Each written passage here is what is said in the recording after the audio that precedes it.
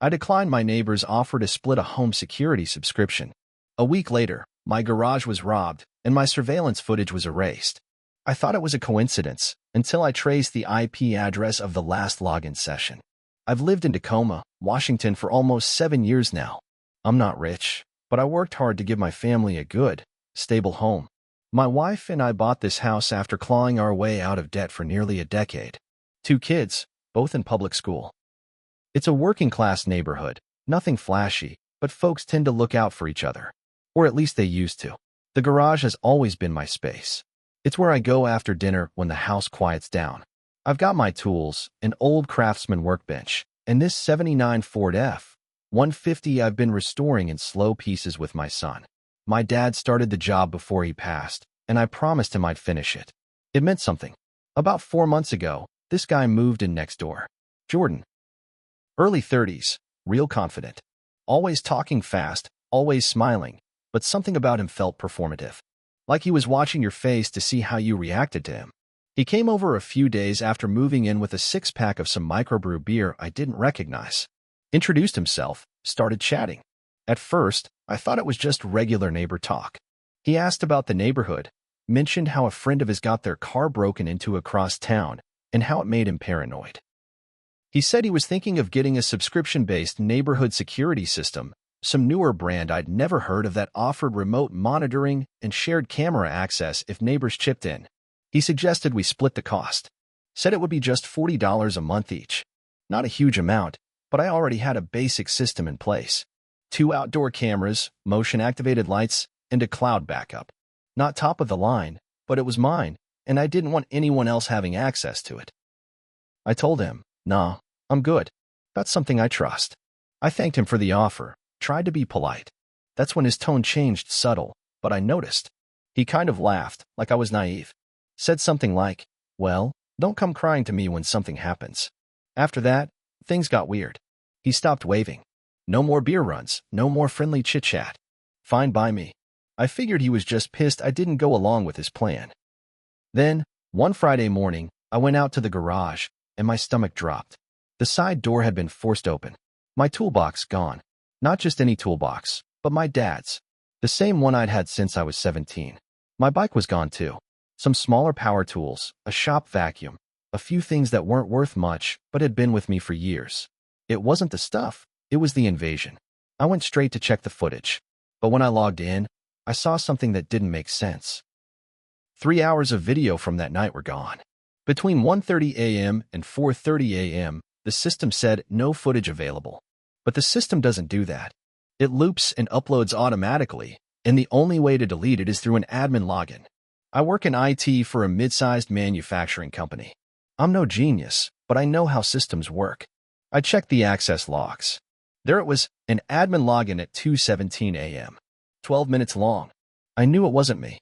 My wife wouldn't even know how to log in. And the kids? Too young. So I traced the IP. It pinged back to a Comcast/Xfinity residential user. The modem ID ended in 6274. That number stuck in my head, and I didn't know why until I remembered helping Jordan throw out an old router box the week before. I carried it out to the curb for him. The sticker on it had that exact number at the end. That's when it clicked. It wasn't just a break-in. Someone with access to my network had wiped my security footage. Someone who wanted me blind. And all of a sudden, that security system offer from Jordan didn't feel like a suggestion. It felt like a setup. I didn't call the police. Not yet. Something in me snapped. I needed proof. Not just for the law for me.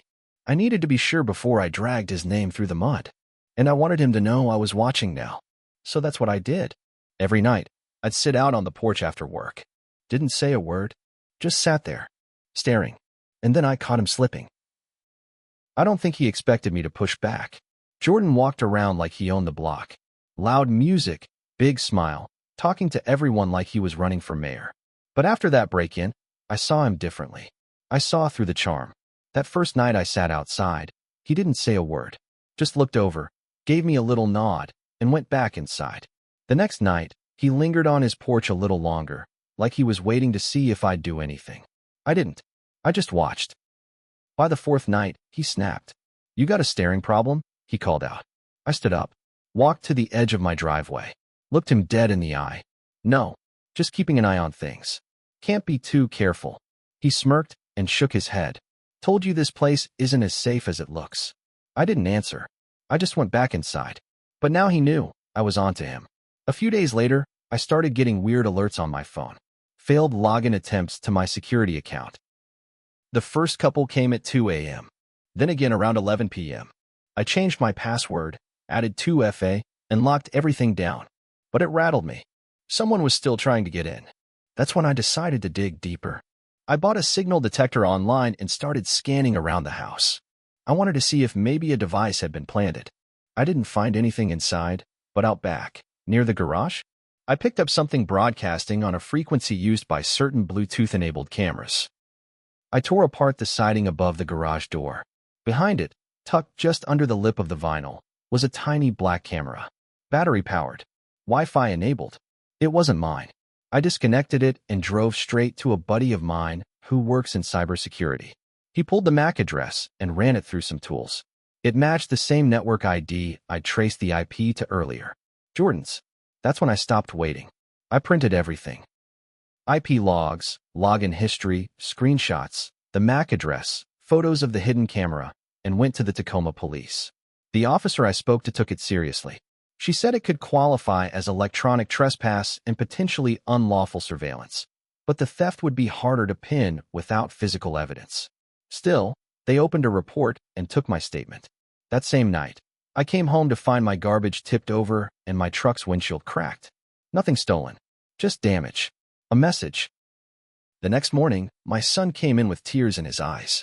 Someone had slashed the tires on his bike, the one we'd saved up to buy him last Christmas. I lost it. I went to Jordan's door.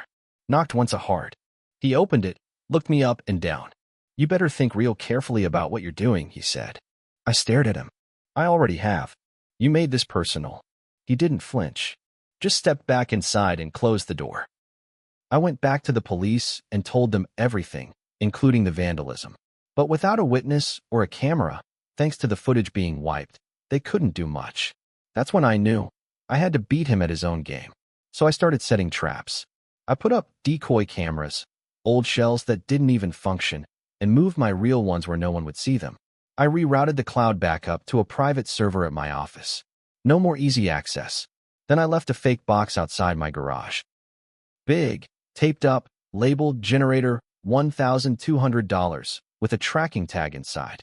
3 nights later, it vanished. And with it, I finally got the signal I needed. The tracker pinged. And guess where it stopped? Jordan's cousin's house, 2 miles away. The tracker sat still for 2 days at that address. I kept checking it every hour. I didn't go back to the police yet. I wanted to know more. Who else was in on this? Jordan clearly wasn't acting alone. So I did some digging. I used the cousin's address and ran it through some old databases I still had access to from my IT days. Pulled up utilities records. Lease history. The house was in a woman's name, Trina Reyes. The same last name as Jordan, his sister. Suddenly, it all fit. The fake break-in, the erased footage, the camera, the fake friendliness. The setup wasn't just about robbing me. It was about control. Jordan wasn't trying to make friends when he moved in. He was casing the neighborhood. I didn't know how deep it went, but I knew this wasn't random. He wanted access, and when I said no, he took it by force. That same week, another neighbor, 2 doors down, told me his shed was broken into. He lost a lawnmower and some camping gear. I asked if he had cameras. He said no, but remembered Jordan had offered him that same shared security subscription a few weeks back. He turned it down too. That's when I realized I wasn't the only target. I was just the first to push back. I told him everything. The tracker, the IP logs, the police report, and he was floored. We went door to door after that, quietly, just talking to people. 4 other neighbors had been approached by Jordan with the same offer. 2 of them said yes. The other 2 said no, and both had reported petty theft or suspicious activity since. I brought all this back to the police. This time, I asked to speak directly with the detective assigned to my case. I gave them the tracker history, the news statements, and the links between Jordan and his sister. They promised to escalate it. Said it might take time, but that wasn't good enough anymore. I wanted Jordan to know what it felt like to lose control. So I took my case to the HOA. I presented everything nicely packaged, no accusations. Just a pattern of concern. I requested a formal review of his conduct as a resident. That triggered something I didn't expect. A retired cop on the HOA board pulled me aside and said, "Jordan's name isn't on the property. He's not the owner. Turns out the house was in a trust owned by his uncle. Jordan was just living there temporarily, supposedly to help manage the property. But now the HOA was looking at him sideways, too." Then, the next day, the cousin's house, the one where the tracker ended up, it got raided. Apparently, the police had tied it to an unrelated stolen goods investigation. But inside, they found a whole storage area full of tagged, cataloged tools, electronics, and bikes, including mine. But the real kicker? The hard drive. They found it in a fireproof safe. It had security footage from multiple homes, including mine. Footage Jordan had deleted from my cloud account, but saved for himself. The cops were building a case. But I wasn't done. They arrested Jordan a week later. Turns out the raid at his sister's house uncovered more than just my stolen tools. The hard drive they found had folders labeled by street names. Not just my block, 3 others around Tacoma. Each folder had subfolders with dates, camera angles, and itemized notes. He'd been doing this for over a year, across multiple neighborhoods. He wasn't just some petty thief. He was organized, calculated. The police charged him with multiple counts of burglary, unlawful surveillance, electronic trespass, and theft. His sister got hit with receiving stolen property and obstruction. She tried to claim she didn't know what was going on, but the way everything was labeled, the files, the itemized logs, she knew. I showed up at the court hearing. Didn't say a word, just sat in the back row with my arms crossed while Jordan looked around like he still thought he could charm his way out. But no one was buying it anymore. The neighbors he'd conned? They all gave statements. The HOA sent a representative. And the retired cop on the board? He pushed hard to have Jordan permanently banned from all HOA property access and had the trustee notified. The trust yanked the house out from under him within a month. Jordan was evicted before the trial even started. But that wasn't enough for me. I filed a civil lawsuit for damages, not just for the stolen items, but for electronic intrusion, emotional distress, and vandalism. I had logs, video, the tracker data, police reports, and more. He didn't even try to fight it. His public defender advised him to settle to avoid further exposure. He agreed to a payout, $18,000. It wasn't everything I lost, but it felt like justice. And I used every dime of it to finish restoring the truck with my son. Painted it deep blue and added a small metal plate under the hood with the words, "Built back after the break-in." But more than the money, more than the criminal charges or the eviction, the real revenge came the day I drove by his cousin's house. Now boarded up and marked for auction. She lost the house because she couldn't pay the legal fines. Jordan ended up with a record, no home, no network, and no place left to run his little operation. Tacoma's a small town when you've burned every bridge. And me? I upgraded my security system. Not out of fear, but out of pride. Because I wasn't the victim anymore. I was the one who ended it. And I made damn sure everyone knew exactly who he was.